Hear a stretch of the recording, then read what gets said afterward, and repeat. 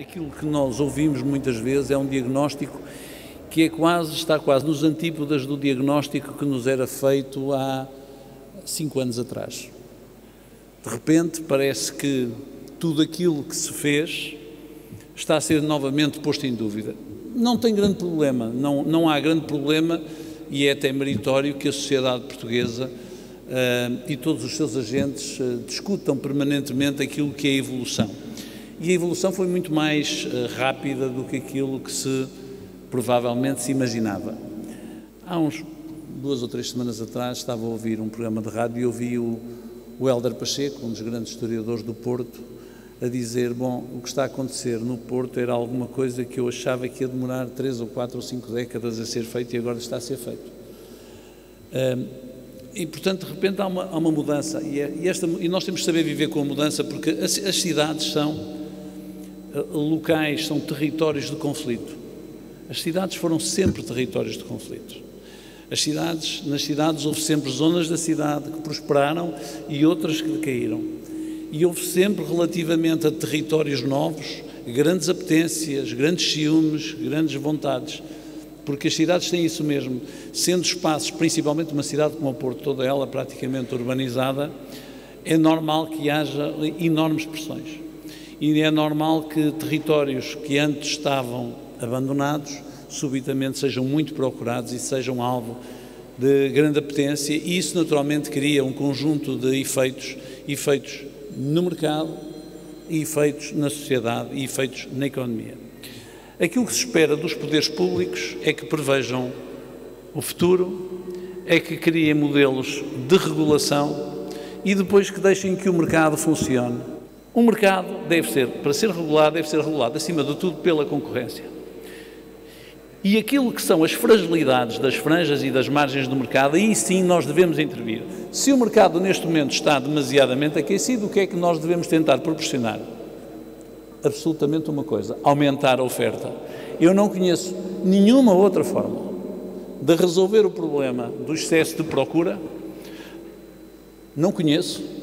Isto aprende-se em Economia 1, é assim, como é que se resolve? Tentando aumentar a oferta. Essa é a razão pela qual nós temos defendido que, independentemente da reabilitação urbana, e hoje estamos a trabalhar na reabilitação urbana, o que é que nós temos que fazer? Criar mais reabilitação urbana, porque ao criarmos mais reabilitação urbana, estamos a aumentar a oferta. Ao aumentar a oferta, estamos a transformar o mercado num mercado que funciona melhor, e ao funcionar melhor diminui os picos de mercado. A outra coisa que nós estamos a fazer, aumentar a oferta, naturalmente, é intervir no PDM, aumentando a capacidade construtiva em zonas da cidade onde não há construção. Se assim for, nós vamos conseguir moderar o mercado e atrair novos habitantes e vamos ter mais economia na cidade. Em 2005, quando foi criada a Sociedade de Reabilitação Urbana, eu já estava aqui na Associação Comercial do Porto como presidente. Chegava ali fora e todas as casas aqui à volta estavam todas em mau estado. Não havia nenhuma em bom estado. Nenhuma. Aquilo que foi feito foi um modelo virtuoso. Um modelo em que o Estado fez um investimento naquilo que era a regulação, naquilo que era o planeamento e naquilo que era o espaço público. E deixou que fossem os investidores a fazerem o resto. Alguns eram os investidores tradicionais, eram os proprietários tradicionais. Eram as pessoas cujas famílias tinham casas aqui, que por causa de um conjunto de circunstâncias estavam vazias, não tinham rentabilidade e estavam envelhecidas. Outros eram aqueles que chegaram de novo. Outros eram empresas de construção, empresas de promoção, que disseram, há aqui uma oportunidade. E, naturalmente, o turismo veio dar, se vocês quiserem, o sal, que permitiu, de facto, acelerar este modelo. Quando nós olhamos ao que acontecia há 10 anos atrás, diziam assim, Porto, Património da Humanidade. Lia-se nas primeiras páginas dos jornais. A cidade está deserta, está tudo a cair, mais de metade das casas estão em ruínas, Porto abandonado, ninguém cá quer vir.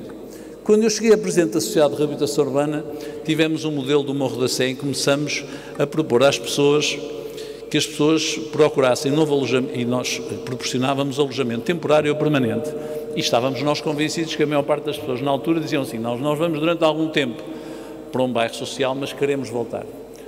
Na primeira entrevista que fizemos, a 80 moradores, 60 desses diziam, nós não queremos temporário, queremos alojamento definitivo fora da Sé. Hoje, se perguntarmos a eles, todos eles querem vir para cá e os filhos também. E isso demonstra que, em termos sociais, também houve um sucesso. Qual é o sucesso? É o sucesso do reconhecimento. As cidades são estrangeiradas e não gentrificadas se cometerem 2 erros. Se não tiverem cultura, se não cuidarem dos seus hábitos e das suas tradições, que faz parte da cultura, e por outro lado, se essa gentrificação levar à expulsão involuntária de cidadãos. E é isso que nós temos que impedir. Relativamente à cultura, creio que estamos conversados. Nós dissemos ao que vínhamos, temos cumprido e vamos cumprir. E esta cultura é uma cultura patrimonial, não é uma cultura estrangeirada.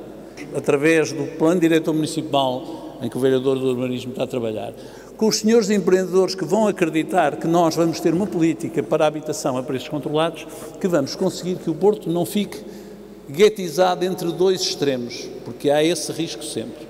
Há um risco sempre que é nós termos os cidadãos que têm acesso à habitação social e que esses têm de alguma maneira a sua situação garantida e ter depois os outros, que é aqueles que podem ou que já têm propriedade ou podem acompanhar o preço do mercado. É este intervalo, é entre estes 2 layers, se quiserem, que nós temos que ser capazes e acreditamos muito nos projetos que o Governo tem. Mas, por favor, não façam mais leis. Cada vez que se discute uma lei na Assembleia da República, e não venham cá dizer que é esquerda ou direita, hoje é tudo igual, para tentar moderar as coisas através de taxas penalizadoras, aquilo que nós fazemos objetivamente é aumentar o preço da habitação e do arrendamento. Porque se eu, volto à minha casa, se eu amanhã tiver que pôr no mercado, porque fui para a Europa, e não a pude vender por causa das mais-valias, e não a quero deixar vazia, se eu tiver medo das novas leis, sabem o que é que eu vou fazer? Aumento o preço. Tudo aquilo que seja criar incertezas no mercado, aumenta o preço. Aumenta o preço.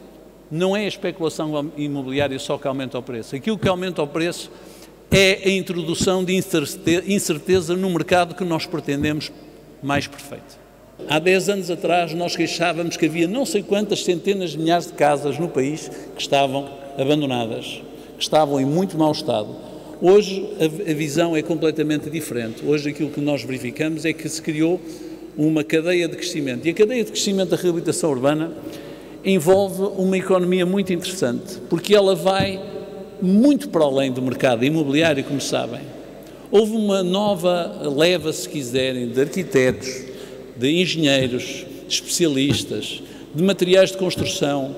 Há toda uma nova forma de trabalhar a reabilitação urbana. Hoje estamos a trabalhar, e o Sr. Ministro no outro dia falava, o Sr. Ministro do Ambiente falava, em como é que nós podemos fazer uma reabilitação com uma menor pegada ambiental. Tudo isso são questões que vale a pena falar.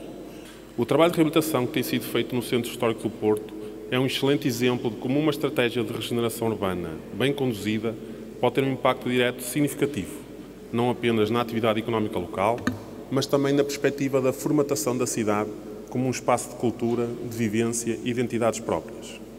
E, claro, num significativo reforço da qualidade de vida dos cidadãos, que agora podem desfrutar com segurança da cidade e dos seus espaços públicos. É inquestionável a simbiose entre o crescimento do turismo e o incremento da reabilitação, mas é igualmente visível o impacto de outras atividades nas quais a cidade se tem vindo a especializar, designadamente na área das novas tecnologias.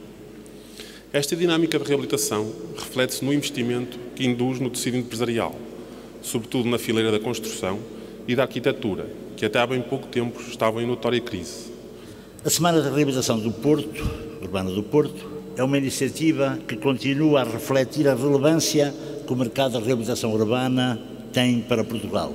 Ao longo destas 6 edições, às quais a ICOP se associou, foi possível trazer para o debate novas ideias, novas questões e novas soluções, sempre com um denominador comum: dar à reabilitação urbana o destaque que a mesma tem enquanto vetor essencial do desenvolvimento do país, das cidades e das nossas empresas. Cumprimento o Sr. Presidente da Câmara do Porto. Vossa Excelência perspectiva a regeneração e a reabilitação urbana de um modo integrado, tendo em vista alcançar objetivos que são interdependentes.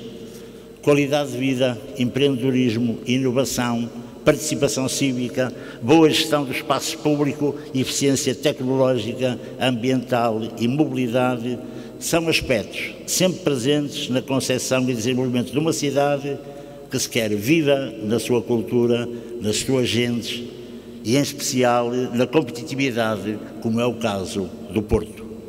Começo por saudar todos e agradecer o convite para mais uma vez participar na sessão de abertura deste evento, que ano após ano tem vindo a aumentar a sua relevância e a tornar-se de facto numa referência para o setor em Portugal. Quero felicitar todos os envolvidos na organização desta 6ª Semana da Reabilitação Urbana, em particular à Vida Imobiliária, à Promevi, sem esquecer o seu parceiro de mãos dadas, que é a Câmara Municipal do Porto, bem como todas as entidades públicas e privadas que apoiam ou participam nesta semana, sem as quais certamente a sua realização não seria possível ou seria muito mais pobre.